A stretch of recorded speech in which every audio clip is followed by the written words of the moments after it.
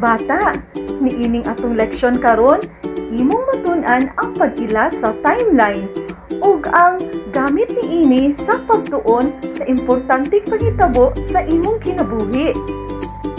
Importante nga maila nimo ang timeline ug ang gamit niini aron dali ra nimo masabtan o maistorya sa uban ang mga kalainan o kabag-uhan sa imong kinabuhi, ikan sa imong pagkahimugso o pagkatawo hangtod sa imong edad karon. Mga bata, atong tubagon ang mga pangutana base sa atong natun-an adtong niaging leksyon. Para sa unang pangutana, bilang ang edad sa bata na nag-eskwela na sa kindergarten? Letter A, 4 ka tuig. B, 5 ka tuig. C, 6 ka tuig. Sakto! Letter B, 5 ka tuig.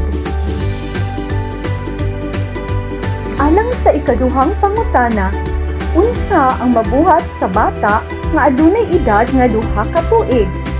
Letter A, makatindog o makabarog na? Letter B, magsugod na sa kindergarten? Letter C, makabuhat na o mga buluhaton sa balay? Correct! Ang saktong tubag, letter A, makatindog o makabarog na. Alang sa ikatulong pangutana, unsa ang mabuhat sa bata nga adunay edad nga 3 ka tuig? A, magsugod na sa kindergarten. B, makadula na. C, makakamang na. Very good! Ang insaktong tubag, letter B, makadula na.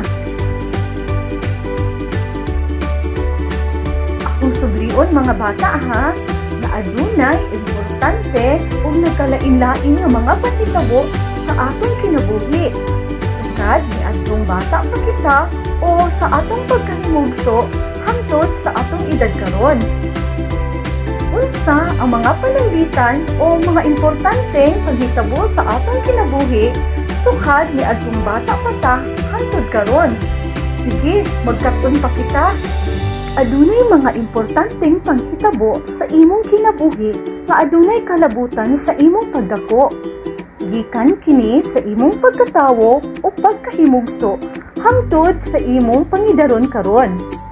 Kini nga mga panghitabo mamahimong ipakita pinaagi sa usa ka timeline.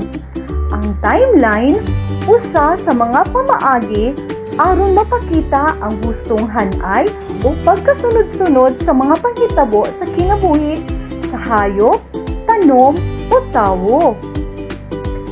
Mga bata, niining tungura, atong tun-an ang timeline sa usa ka batang lalaki. Ang timeline nagpakita sa hustong hanay o pagkasunod-sunod sa mga importanteng panghitabo sa kinabuhi sa usa ka batang lalaki. Unsa ang mabuhat sa batang lalaki sa edad nga siya usa ka tuig? Correct! Sa usa ka tuig ang edad sa batang lalaki, siya makakamang na. Unsa ang mabuhat sa batang lalaki sa nag-edad siya og 2 ka tuig? Sakto!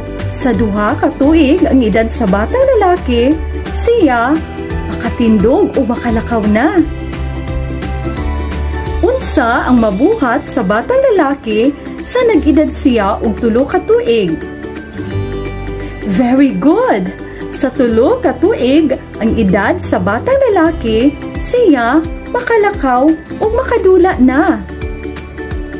Unsa ang mabuhat sa batang lalaki sa edad nga siya 4 ka tuig?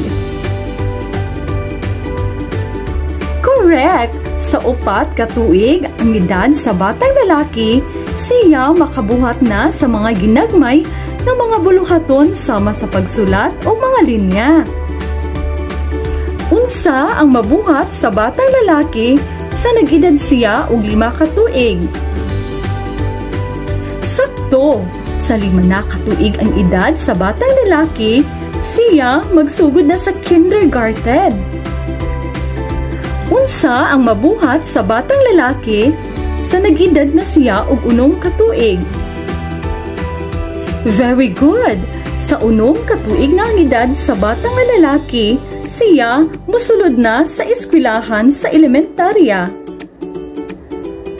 Mga bata, sama sa tawo, ang mga hayop ug ang mga tanom, aduna usab sila'y timeline.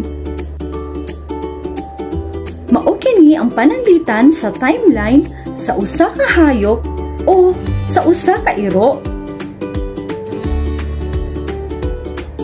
Mauusab kini ang timeline sa usa ka tanom o sa usa ka saging.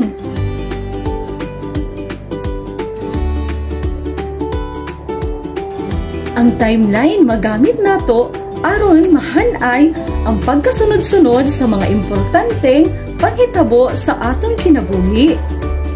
Alang sa atong dugang buluhaton, gamit ang imong kaugalingong hulagway, ilha o kumplituha ang imong kaugalingong timeline nga nagpakita sa mga importanteng panghitabo sa imong kinabuhi. Gamita nga sumbanan ang timeline na gihatag.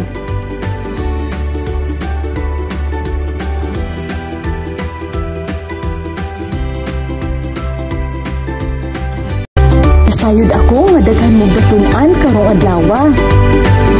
Sa makausap pa, ako si Teacher Lynn nga nag-ingon.